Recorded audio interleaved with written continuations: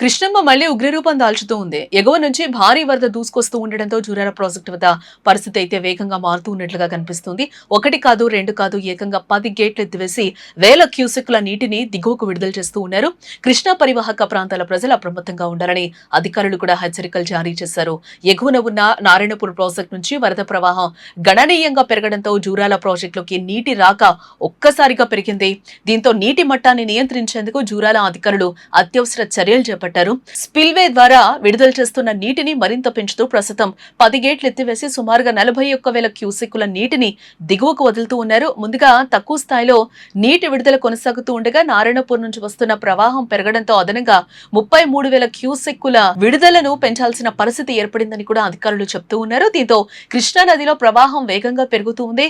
Jurala project నుంచి విడుదల చేస్తున్న నీరు దిగువన ఉన్న శ్రీశైలం జలాశయానికైతే చేరుతూ ఉంది. అందువల్ల కృష్ణా నది పరివాహక ప్రాంతాల్లోని గ్రామాలు, నదీ తీర ప్రాంతాల్లో నివసించే ప్రజలు అప్రమత్తంగా ఉండాలని జూరాల అధికారులు అయితే విజ్ఞప్తి చేశారు. ముఖ్యంగా నది ఒడ్డున చేపల వేటకు వెళ్లేవారు, పశువులను నదీ తీర ప్రాంతాలకు తీసుకెళ్లేవారు, తక్కువ ఎత్తులో ఉన్న ప్రాంతాల్లో నివసించేవారు ప్రత్యేక జాగ్రత్తలు తీసుకోవాలని కూడా సూచించారు.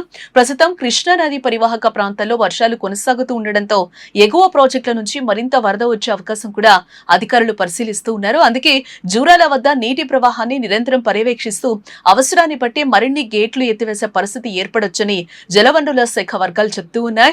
ఇక రైతులకు కూడా అధికారులు కీలక సూచనలే చేశారు. నదీ సమీపంలోని పొలాల్లో పనిచేసేవారు కావచ్చు, అలాగే మోటార్లు, వ్యవసాయ పరికరాలు, పశువులను సురక్షిత ప్రాంతాలకు తరలించాలని కూడా సూచిస్తూ ఉన్నారు. అలాగే వంతెన్లపై నిలబడి వరదను చూడకూడదని, సెల్ఫీల కోసం నదీ తీరానికి వెళ్లకూడదని కూడా హెచ్చరిస్తూ ఉన్నారు.